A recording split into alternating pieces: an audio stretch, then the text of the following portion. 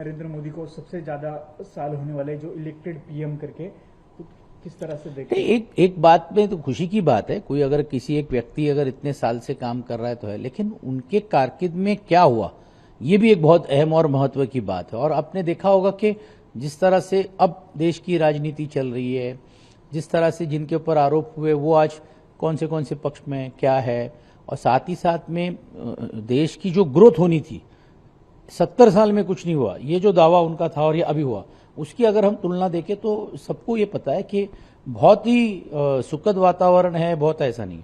और इसलिए आपने देखा होगा कि जेनजी एक चीज को लेकर जब एक साथ इतने आते तो इसका मतलब है ये अनरेस्ट कहाँ ना कहाँ है। और वो सिर्फ अनरेस्ट भारतीय जनता पार्टी या देश के पंतप्रधान की नहीं, सभी व्यवस्था, राजकीय व्यवस्था के बारे में, तो ये एक बहुत ही सतर्क रहने वाली बात है। और साथ ही साथ में जो उपलब्धियां हो सकती थी वो उतनी तक के कामयाब हुई कि नहीं हुई, एक अहम सवाल हमेशा लोगों के मन में रहेगा और आगे के काल में लोग उसका निर्णय लेंगे। उनका जो फ्यूचर था, मतलब जो जब से आए और कंपेयर करें कांग्रेस के जो पीएम थे, तो कितना देखिए हर पंतप्रधान ने अपने कारकिर्द में कुछ ना कुछ किया है, लेकिन देश के पंतप्रधान है, उनका आदर रखना जरूरी है। साथ ही साथ में ये भी बात स्पष्ट है कि उन्होंने क्या किया, तो उन्होंने भी कुछ अहम काम किए देश के हित के लिए, ये कोई नहीं बोल सकता। लेकिन अगर हम तुलनात्मक करेंगे तो जो इतिहास रचे गए थे और अभी के इसमें जो इतिहास हुए, इसकी तुलना करना मुझे लगता है बहुत मुश्किल है। इसलिए क्योंकि तब की परिस्थिति में, तब की व्यवस्था में जो देश के पंतप्रधान हुए, उन्होंने जो किया काम है वो सराहना ही जैसा है। लेकिन हमने ही अच्छा काम किया और बाकी के लोगों ने अच्छा नहीं किया, ऐसा कर कर हम देश को आगे नहीं लेके जा सकते। आज सुबह ही बारिश हुई सबर्बन साइड में, और जो सबवे था, अंधेरी सबवे, वो कहीं ना कहीं बंद। मैं तो हम राह देख रहे कि अमित साटम जी की स्टेटमेंट क्यों नहीं आई, कहाँ गए यहाँ के महापौर। और एक बारिश भी कुछ मिनटों के लिए आई तो ये हालत है मुंबई की। अगर आप सच्ची सोचिए कि लगातार कंटिन्यूस अगर बारिश मुंबई में रहेगी तो सिर्फ अंधेरी ईस्ट का सबवे नहीं है, मिलन सबवे हो, और मुंबई शहर के बहुत सारे एरिया में भी पानी होगा, क्योंकि नाले सफाई हुई नहीं है। और इसलिए जो कह रहे थे जो महानगर पालिका आने के बाद हम उसको पूरी तरह से भ्रष्टाचार मुक्त करेंगे, हमारे कारकिर्द में ये नहीं होगा वो नहीं होगा, देखेंगे क्या होता है ये मानसून में। अभी तो सिर्फ झलक है, असली पिक्चर अभी बाकी है। आज शिवसेना यूबीटी ने बहुत सारी जगह पे प्रोटेस्ट निकाले गए थे।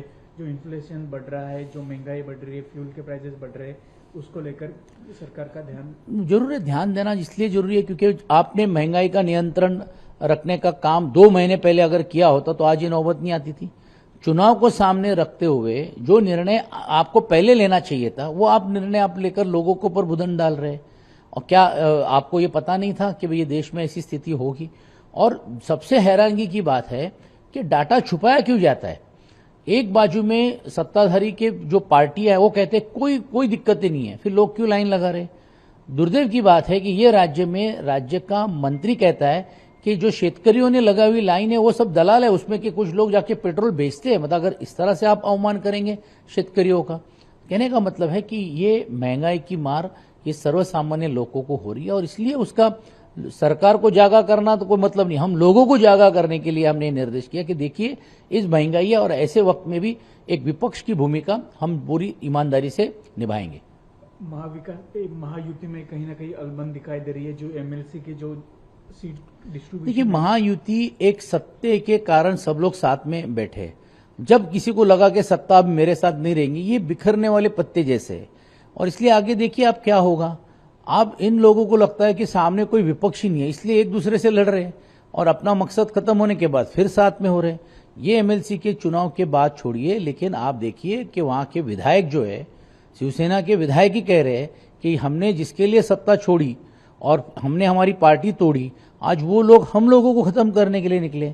तो 2029 के चुनाव ये अपने बलबूते के ऊपर ही लड़ना है, ये भारतीय जनता पार्टी ने भी तय किया है। शिवसेना राष्ट्रवादी पार्टी वहां आगे के काल में कितनी टिक पाएगी, ये सवाल उनके लोगों के मन में है। कर्नाटक में डीके शिव कुमार जी फिर से सीएम पद की शपथ ले रहे हैं। मैं उनको बहुत अभिनंदन करता हूं क्योंकि डीके जी का बहुत सालों से उन्होंने कमबैक करने का काम किया और एक सही मानने से एक ईमानदार, एक निष्ठावंत कार्यकर्ता को न्याय कांग्रेस पार्टी ने दिया। साथ ही रात में सीताराम जी का भी इसलिए मैं अभिनंदन करता हूं कि उनके वक्त के तकात से उन्होंने भी इस पूरी लेगेसी को डीके जी को देने का काम किया। तो मुझे लगता है इसी तरह से अगर राजनीति अगर पूरे देश में हो और अगर इतनी तरह से अगर सोच विचार से हो तो मुझे लगता है देश प्रगति करेगा और ऐसे नेता अपने राज्य के लिए और देश के लिए भी हित का काम करेंगे।